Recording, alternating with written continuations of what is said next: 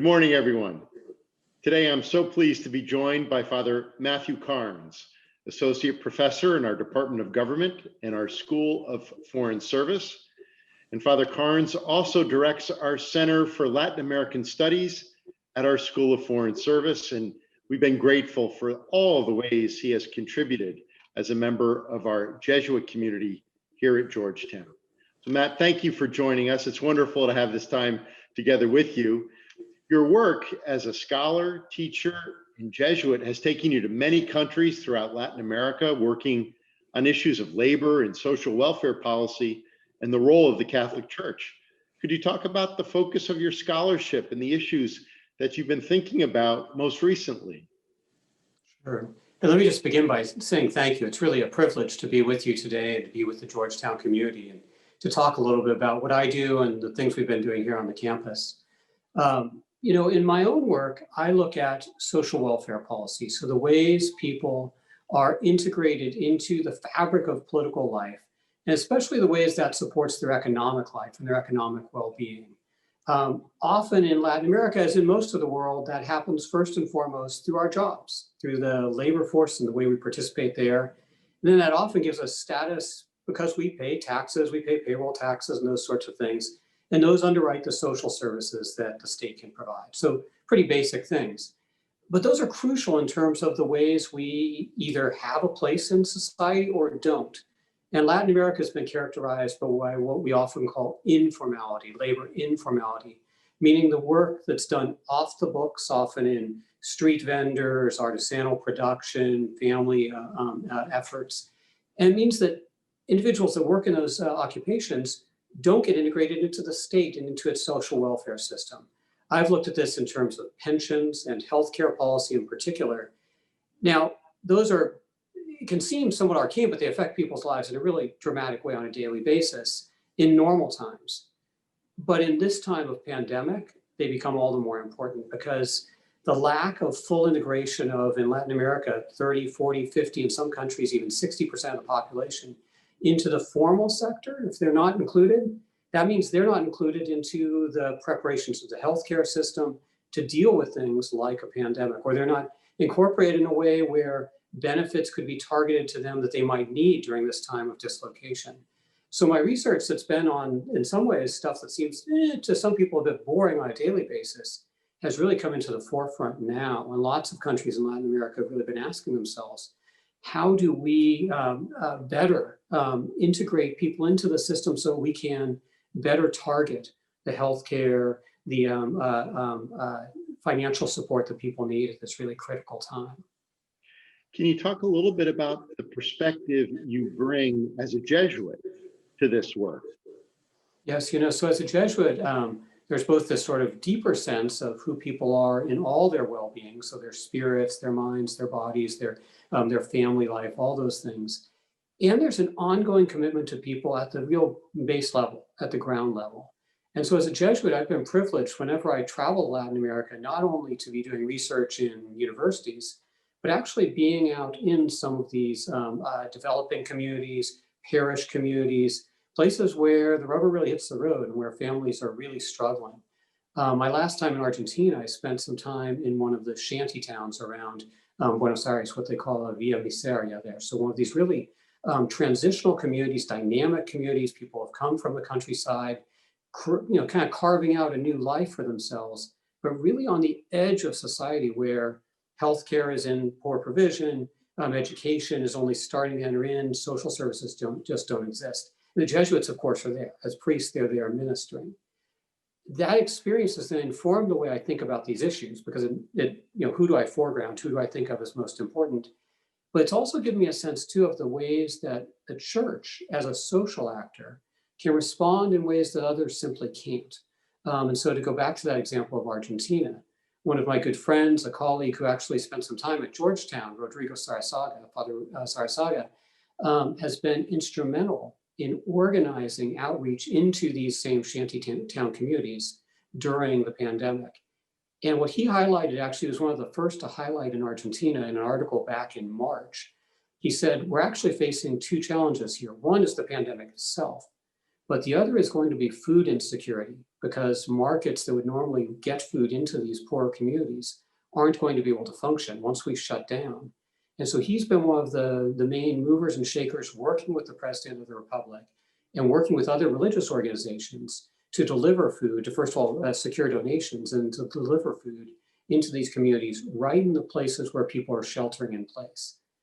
That's something that I think Jesuits, the Catholic Church, religious actors can see in a way that others wouldn't, because they're there on the ground, because of this attention to people's spiritual well-being. So it's been a real privilege to be able to partner in that kind of work.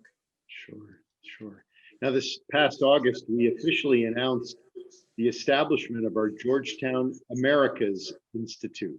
Can you talk a little bit about this new institute and why this is such an exciting next step for us, and what new opportunities does it open for us as a university? Yeah, no, this is really exciting. I mean, the Georgetown Americas Institute, this is a game changer. So what we're saying with the Americas Institute is that we want to increase our impact throughout Latin America, increase our engagement with this region that we've been engaged with since the founding of Georgetown. And we want to do this in a way that will span the entire university. So Georgetown is fortunate to have many incredible discrete efforts inside the university. So the Center for Latin American Studies, which I direct in the School of Foreign Service, partnering with many colleagues from the college, our efforts with the Latin American Leadership Program in the business school, our Center for the Advancement of the Rule of Law in the Americas and the Law Center, colleagues in the McCourt School of Public Policy.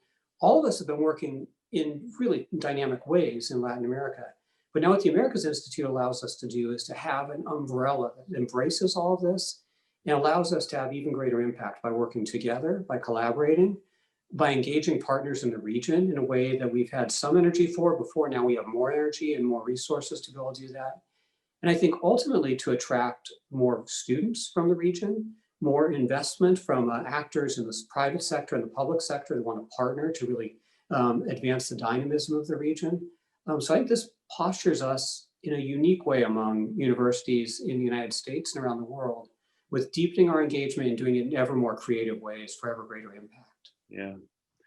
Now, you've been recognized as an exceptional teacher by our students. You're the recipient of the Dorothy Brown Award, the college's Edward B. Bunn Award, and the Faculty of the Year Award given by our School of Foreign Service Academic Council. Tell us a little bit about how you approach your teaching. What are some of the most meaningful experiences you've had with our students? Well, I really love teaching. It's really one of the privileges we have as scholars to be able to work with students as they discover our disciplines and as they go deep with our disciplines. And so I actually like to teach on both ends of a student's career. So I love to teach the intro class, and I've actually done that since I came to Georgetown. So I teach a course called Comparative Political Systems. It's one of the core courses in our School of Foreign Service, in our college, the government major. And that course introduces students to political systems around the world. And for many who come from a US background, this is really eye-opening to them, that you could do things different ways, that democracies could function in different ways, and in some ways be more effective or more inclusive. And so to expose them to these questions, I often say it's a little bit like, in the best sense, a gateway drug, where I get to be the first person that exposes them to something that's really exciting. And you can just see them thinking this through for the first time and writing their first papers and asking themselves, how could this apply in their situation? And for my students from other parts of the world, often they learn not only about the United States, but about parts they don't know. So it's really dynamic and really exciting to me. The other thing I love to concentrate on there too is research methods and the ways that we can not only ask hard questions about the world, but bring evidence to bear on that and then test those hypotheses, suppositions that we start to come up with and see, do they hold up or not? And what's exciting about that is by planting that seed freshman year, I often get to direct theses in senior year. And that is so satisfying to see a student who has now been able to formulate their own research question, consider how they might actually gather data that no one else has collected before, analyze it in an original way, and then offer us some new finding about the world. Often they're about Latin America because that's my area of expertise. And accompanying Georgetown students as they do this, whether it's in things close to what I research, social policy, or in things that are somewhat distant. I've had students work on on musical genres in Latin America and the ways those speak to political or social issues. It is so much fun. I mean, I find I discover as much as they do. And in some ways, maybe it's a bit like a little bit of a gateway drug for me, where I get to find out about what they're excited about by the time they're graduating. So to be on those two places, the beginning and then the end as they move forth from here, oh, I just love that. It's such a privilege.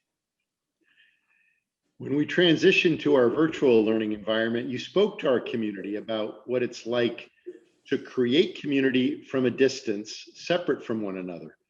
Could you share with us a few reflections on this work and the resources that our Jesuit tradition provides us in sustaining connection and community? Well, so you've just named my most viral tweet. I'm not much of a tweeter, but I did tweet on the day we transitioned, actually. It was one of these things that occurred to me. I was actually in the shower. I had this idea, and I remembered this line from Ignatius and the early companions.